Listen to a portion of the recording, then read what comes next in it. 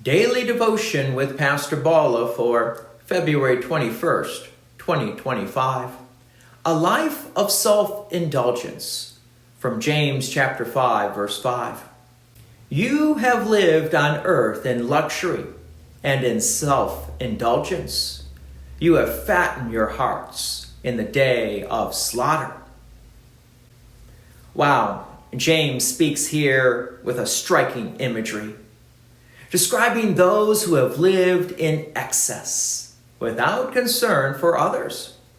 The warning is clear: a life spent in selfish indulgence without regard for righteousness leads to destruction. He compares such a life to that of an animal being fattened for slaughter, unaware that its indulgence leads to its downfall. This passage reminds us of the dangers of prioritizing worldly comforts over godliness. There's nothing inherently sinful about enjoying the blessings God provides. But when those blessings become the focus of our lives, when they take precedence over faithfulness, charity, and obedience to God, we fall into the trap that James describes. The world encourages self-indulgence, urging us to seek pleasure, wealth, and ease above all else. But as Christians, we are called to live differently.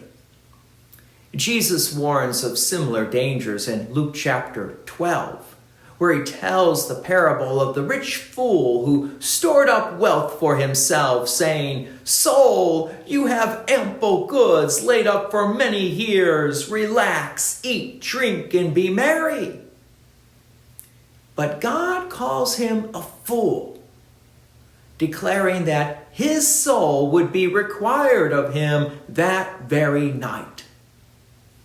This parable and James's warning reminds us that earthly wealth and pleasures are fleeting, and focusing solely on them blinds us to what truly matters.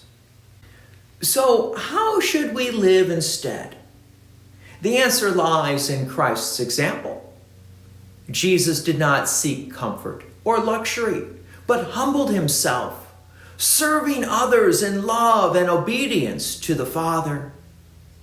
And he calls us to follow him in selflessness and generosity, using what we have not merely for our own enjoyment, but to bless others.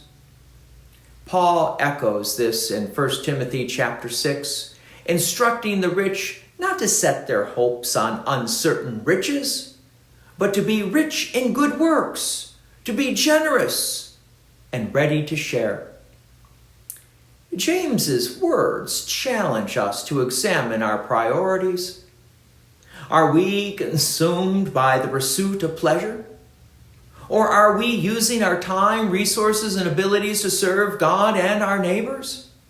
Do we indulge in temporary comforts while neglecting the needs of others?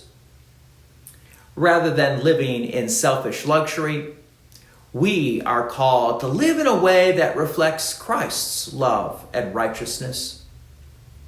May we not be like those who fatten themselves in self-indulgences, unaware of the judgment to come. Instead, may we live wisely, storing up treasures in heaven, walking in faith, and seeking to glorify God in all we do. God's peace and many blessings be with you, and thank you for listening. And please take an opportunity to share this message with others.